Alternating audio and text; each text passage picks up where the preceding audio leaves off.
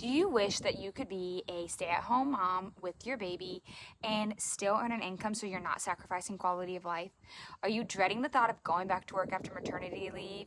Imagine if you could stay home with your little one and still earn enough to support your family. Here's 3 simple steps of how you can do it. Step 1, choose a done-for-you program. Mom, this is the easiest way for you to get started because it requires the least amount of work for you. You don't have to create anything and spend hours dealing with stupid technology.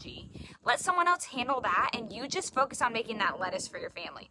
Imagine working while your baby naps or during those quiet early morning hours. Minimal setup and you can get started quickly and easily.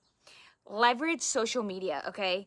Learn how to use social media platforms to market your business. You don't have to be perfect. You are enough. Other moms are hot mess expresses walking around with stains on their shirts too, no makeup, hair up, and that's relatable. And that's what people want to see because that's what works. Picture yourself sharing your journey with other moms just like you and your products that you're promoting while your toddler's playing beside you. Automate and optimize. Implement automation tools like a done-for-you website and email automations. This means less time doing the annoying stuff and more time enjoying those precious moments with your child.